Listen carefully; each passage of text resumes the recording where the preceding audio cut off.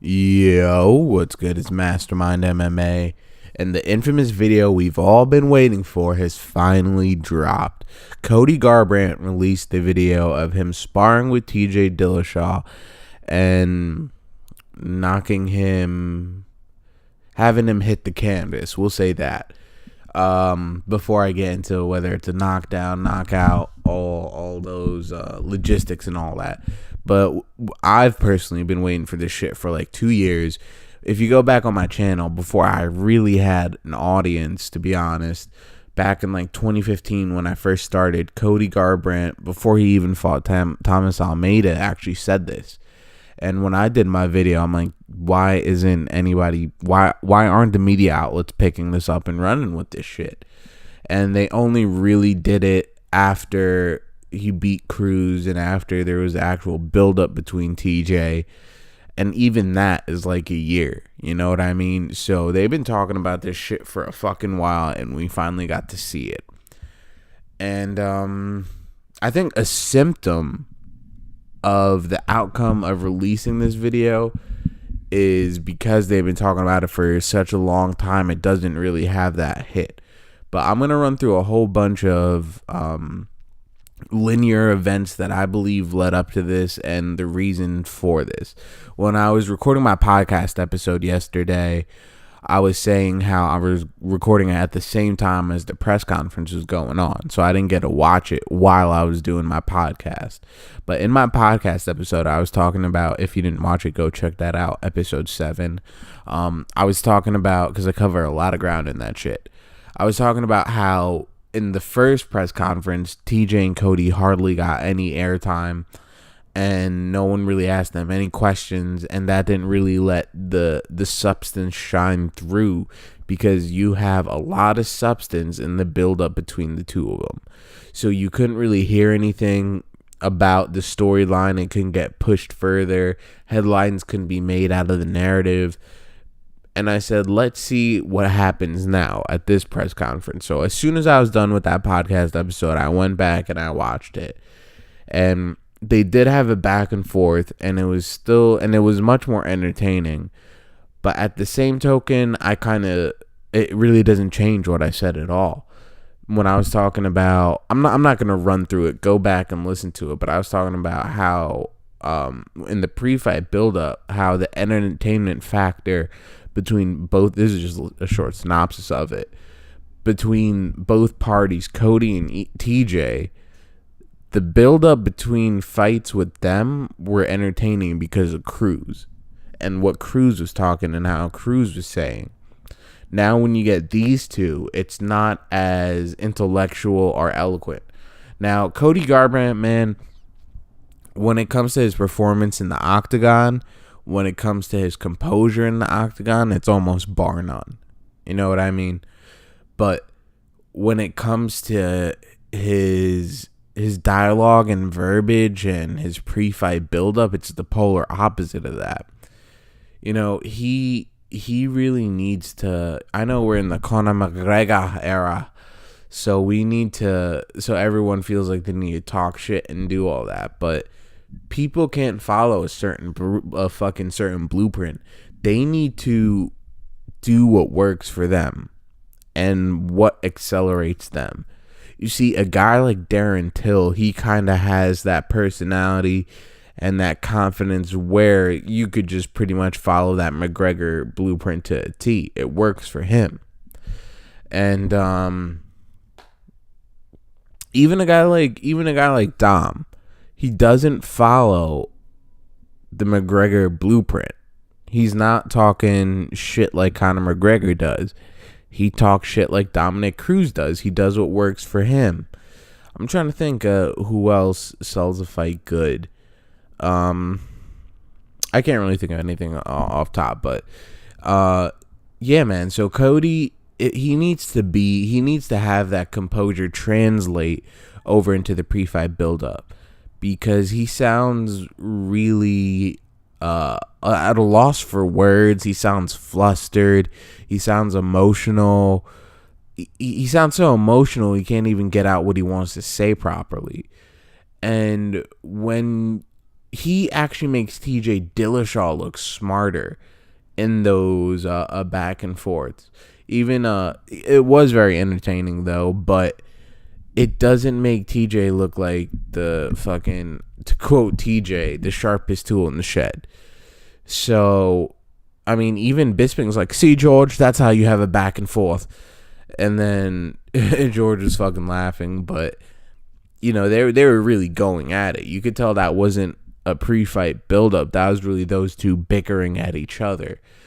And, dude, Cody slipped up, man. He was like, yeah, man, you fucking cheap shot at Chris Holdsworth. That's why he can't. That's why his dream is fucked. And he was like, yeah, you do steroids, you're a cheater. And he was, and TJ's like being sarcastic, like, oh yeah, I'm a steroid taker, I'm a cheater, I take everything. And Cody was like, yeah, so you didn't teach everyone on Team Alpha Male how to do steroids? And it was like, oh fuck, I just dimed out on my team. You see, that's that emotion. Because when you're emotional, man, like, to a certain degree, high level of anger and emotion could be a straight up truth serum. It could be, you know that saying, a drunk mind speaks sober thoughts? It works with anger too for certain people. An angry mind could speak sober thoughts. And the fact that he said that's like, that changes my thing on fucking Chad Mendez. Because I feel like Chad was juicing now, dude. Like, I mean, I get they work hard and all that, but I don't think, I mean, I don't know, man. Like, I don't think people could get that fucking shredded without taking anything. Because they're not, like, just, like, shredded, like, nutrition and hard work and all that. They're like fucking shredded. So I mean, that's kind of a sign, like, okay, these motherfuckers are juicing. And the fact that Cody, a Team Alpha Male member, said that is, it's kind of like an insider. You know what I mean? It's an insider leaking information unwillingly. And when you look at Cody's physique, Cody's not someone that takes steroids, or at least it doesn't appear that he's someone that takes steroids. You know, he doesn't have these crazy abs. He's not crazy fucking shredded. He's not like built like a little Chad Mendez and all that. But he does work hard. He's on his nutrition, all that shit. But when you look at TJ, not TJ now, because TJ is still pretty shredded, but you look at Barao TJ, where the motherfucker looks like he was carved in grease out of fucking marble. It's like, dude, what the fuck? Like, that is unhuman. Like, that has nothing to do with genetics. That has nothing to do with diet and exercise. Like, that's not even like fucking human. At that point, you're more chemical than human, more hormone than human. You know what I'm saying? So, I mean, as soon as I saw this video drop, I texted fucking MMA from the Heartland, and I was like, yo, the video actually dropped. And then we were going back and forth about it, a little talking. And he was like, yeah, dude, like, I definitely... And then I was telling him, like, you know what? All right, before I jump into that, let me finish up what I'm saying, because it'll lead to that. So, once Cody said that, he was like, fuck. I made my team look more bad than anything. And Uriah Faber, I'm not going to throw any accusations at young Faber's way. But, dude has like a 12-pack, which is unreal. So I mean, Team Alpha Male might be like a little them fucking, not to quote anything from the old guy, but those Team Alpha Male Cheerios really might be in full motherfucking effect. And bro, when MMA Fighting did a tweet like highlighting this part of it, and the replies had me fucking rolling. I was dead, man. Go check out that tweet and just scroll down the replies, and it'll just make your fucking day. So, like, Cody threw Team Alpha Male under the bus more than TJ did, because he's like, all right, you taught Team Alpha Male how to do it. He didn't even say some people on the team. He straight up said Team Alpha Male. So you're like, oh, Nate Diaz, all these motherfuckers are on steroids kind of shit. So he just fucked up. And then I feel like at that point, and not only did he fuck up, the media picked up that he fucked up, and they started covering it out the ass. And I feel like he was like, shit, man, now I look like, you see, they're not going to take, oh, he said that, so TJ's a steroid taker that taught steroids. What the takeaway from that is, Team Alpha Male is on steroids. So he was like, fuck, man, I sound like an idiot. I sound like a liar. Like, I don't even know. He just sounds like an idiot. And he was like, what do I do to counteract that? How do I take attention away from that headline? Boom, drop the video. Because proving that there is a video validates what Cody was saying. It validates that Cody was telling the truth, and TJ was the one saying, there's no video. I made you cry in practice. You quit practice. There's no video. Release it. There is no video. And once there is a video, who looks like the fucking liar? TJ. And once someone is painted with that fucking liar brush, you can just assume everything they say and everything they've been denying is just full of lies. So not only was it that, but also it excuse me, it draws that emotion out of TJ. Because TJ's going to be pissed off that he dropped that video. No pun intended. That, you know, he's going to be pretty pissed, and he's going to want to come for Cody, which is what Cody wants. And if you go back and check out my episode 7 podcast that I was talking about, I really went in depth, breaking down and analyzing the possibilities of the fight, how it's going to be a good fight, and how it could not be as entertaining as we would want it to be. So when you look at the Cody, I'm not going to go through the whole fucking thing again, but just to touch on it a little bit. When you look at the Cody Cruz fight, Cody was the one staying on the outside, dictating the range, controlling the distance. And Cruz was the one coming in on him, closing. Cruz was the one pressuring, being the aggressor, which allowed Cody to maintain and control the distance along with counterstrike and dictate when they went to the center of the octagon. Because when you're the one being chased, you could drive and direct where and when people are going, and which side of the octagon. If you're just going to be circling around the octagon, are you just going to, create some distance and then angle out into the middle, which is what Cody was doing.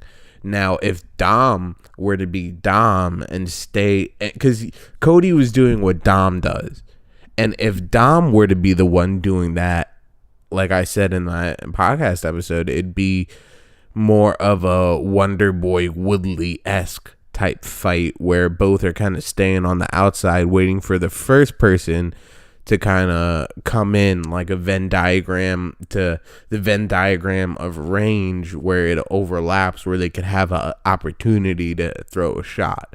So it wouldn't have been action filled, and it would have been a lot more tactical in a chess match. But because Dom was the one that was coming in, that's what made that fight so entertaining. Now, I said, because of the way TJ has been changing and being a lot more patient and being kind of just look at his last Lineker fight, you know what I mean? That's a totally different TJ. So the way TJ was changing and the way Cody would want to fight this fight, because I'm sure Cody wants to fight it like the Cruz fight. I was saying if they both stay on the outside, we're looking at a good fight, a very technical fight, but not as entertaining how it really could be if both of those motherfuckers are coming in and just throw leather. But now we might get TJ. Now it's really going to be TJ's been saying, all right, I got my emotions in check. This is really a test to see how well TJ could control his shit, because now he has a lot of fuel that he wants to take Cody's head off. And Cody's not just Cody. Cody represents Uriah, Justin Buchholz, Danny Castillo, Chris Holdsworth, all his boys. You know what I mean? All his boys that turned their back on him. Cody's a representative of all of them.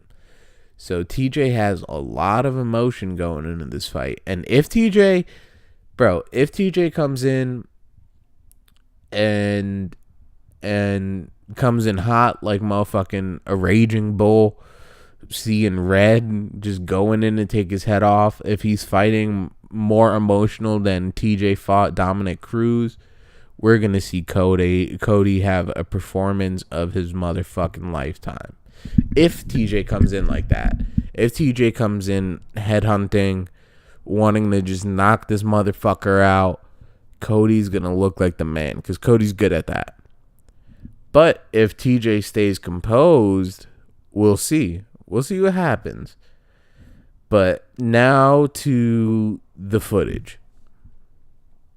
So it looks eerily similar to when Cody knocked down Dom. When Cody knocked down Dom in their fight.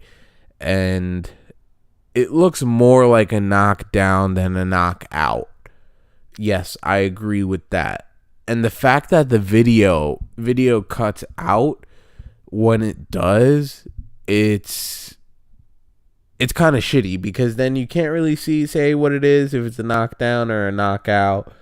But here's the thing though, man. I'm about to pull it up.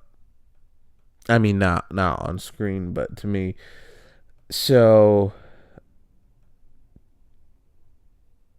give me 1 second, guys.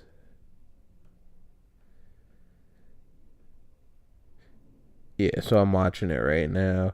And you could definitely tell that's TJ, because the way he throws his uppercuts. Like, no one fucking throws uppercuts like that except for TJ. TJ and maybe Conor McGregor. But TJ throws an uppercut, and then he comes, throws a left, Cody slips and rips and knocks him down.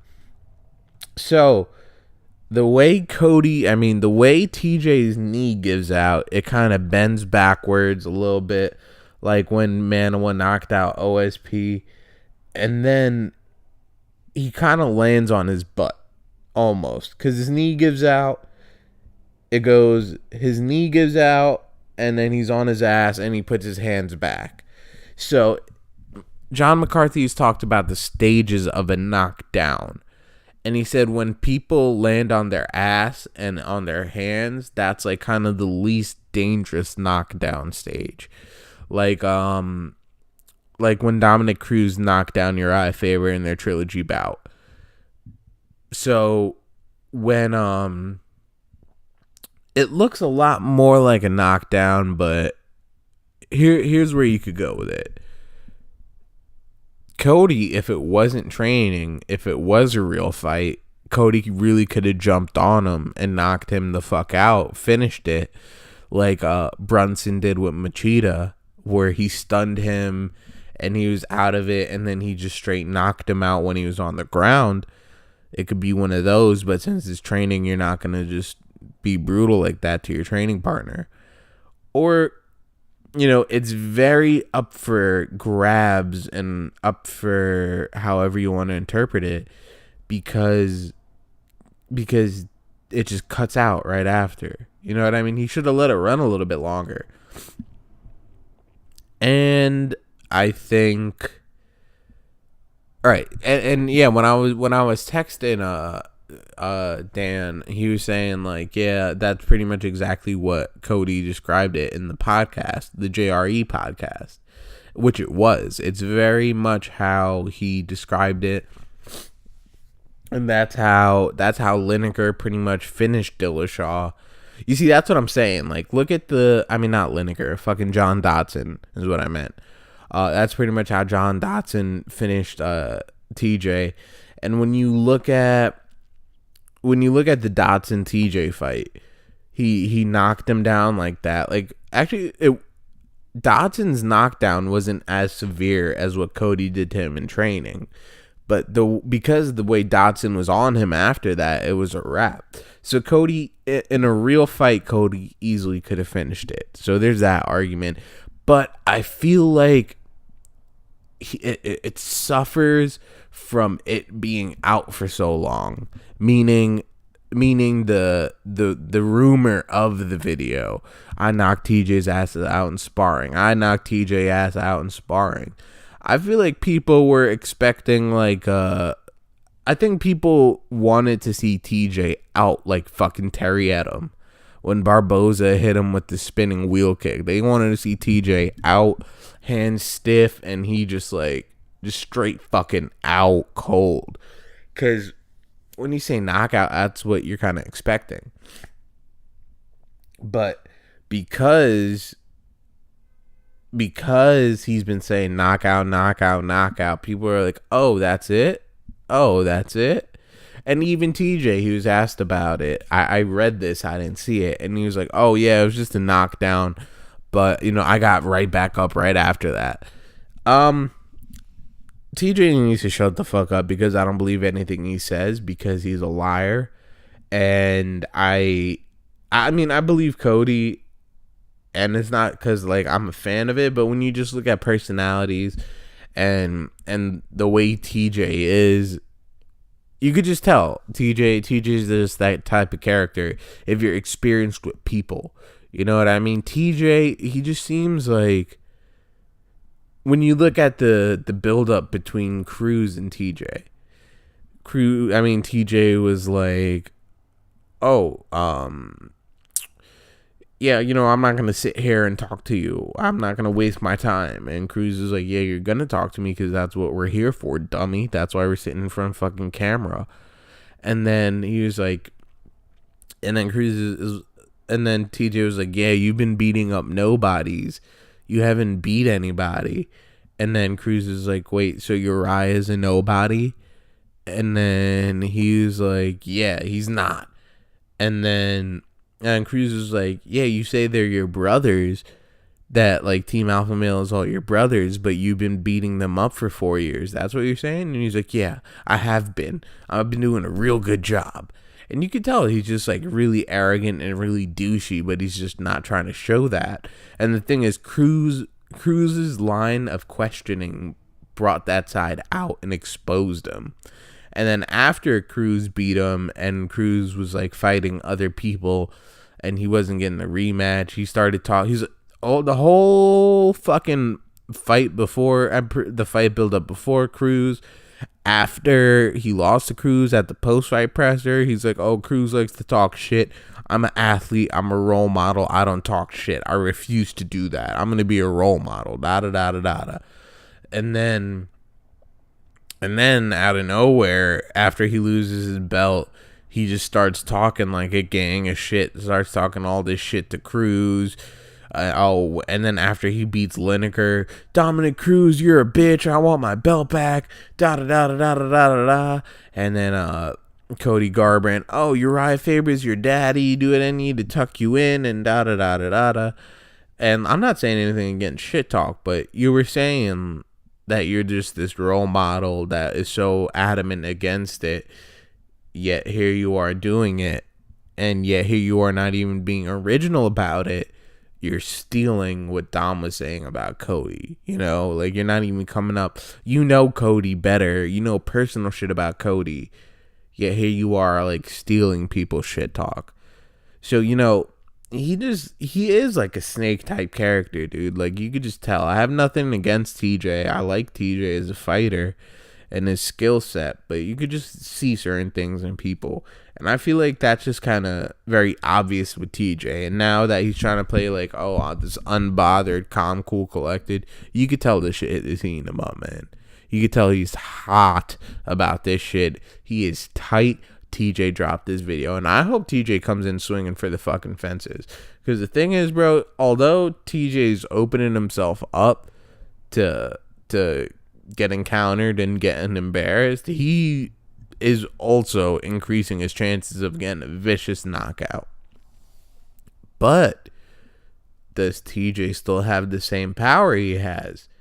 Because after USADA, automatically the physique changes, and the finishing rate changes. I don't think TJ Dillashaw's gotten a finish since USADA. Just throwing it out there, sounding like Johnny Hendricks a bit. I guess I am accusing TJ, but I'm not saying, I'm not stern on it. You know what I mean? I'm not saying, I know TJ Dillashaw's on steroids because of this, and this.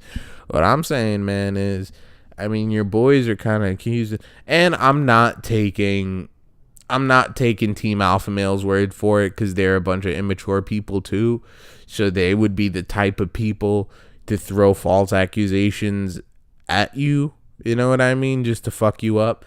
But I feel like this is kind of one of those things where they're like, we're not your boys anymore, so we're going to expose you. But because of their character and what they've shown in the past, I don't trust them. I'm not taking it because of their word. You know what I mean? Because some former friends are fucking scumbags like that, that'll try to use the fact that they were your former friend, so their word holds weight with people, because they're like, he knows them, So I fuck them. I don't trust what they say either. I'm just going off of his physique changed, and the fact that he hasn't been getting finishes. He hasn't looked the same since USADA. And that's just facts, man. Like, let me pull up TJ Dillashaw's record right now. I'm about to pull it up. And we're going to see what his last finish was and when it was.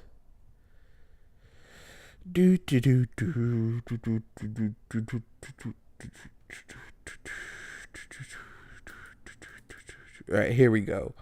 So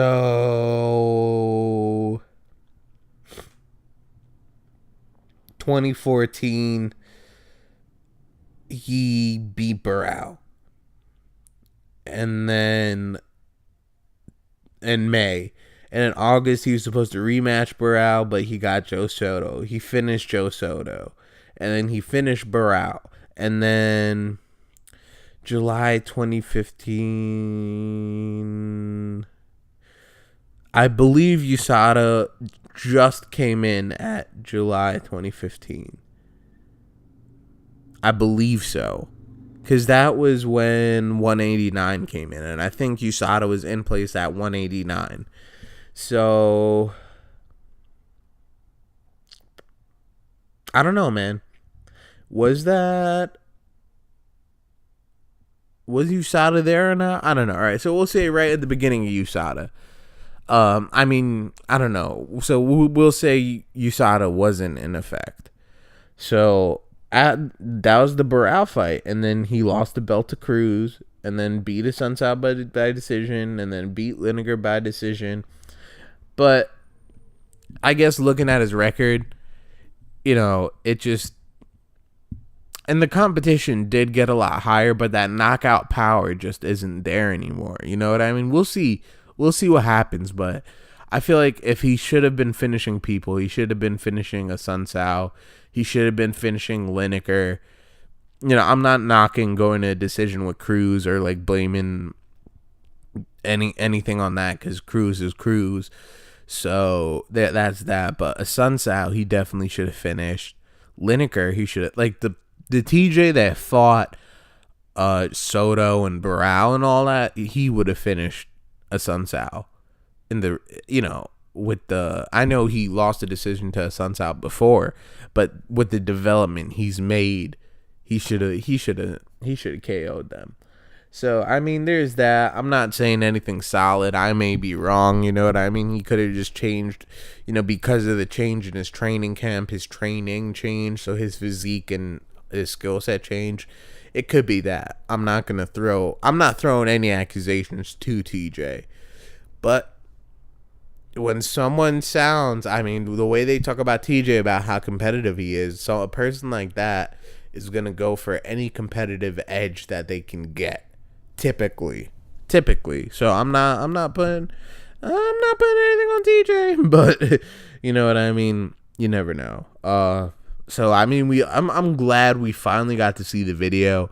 I kind of wish that the video wasn't discussed as much as it was, because if it wasn't and they just dropped this shit, it'd be like, oh shit, you know what I mean? The reaction would have been a lot more of like a visceral, natural reaction, like, oh, Cody fucking wrecked TJ, and then all on Twitter TJ would be getting is, oh, you're gonna get knocked out again, you see, if they didn't talk about it as much and just dropped it, people would be looking at it like it's a knockout, you know what I mean? People would be like, oh shit, he really did knock him out. But since he kept emphasizing, I knocked your ass out, I knocked your ass out, I knocked your ass out, I have it on video, I have it on video, I have it on video. And since people were just so like, oh, dude, I need to see this shit. When you see it, it's like, all right, man, like, that's cool. I'm glad I saw it. But it's not really a knockout. It's more of a knockdown, which takes away from the video. And that's my take on it, man. But I feel like that could be a repeat thing. And let's see if Cody if he's gonna do what he did with Cruz and just not pounce on him after he gets him down, or if he's just gonna go for the finish. So we'll see. I don't know if I should do another video. Yeah, I'll do another video on the weigh-ins and stuff like that. All right, guys. You already know it's Mastermind MMA.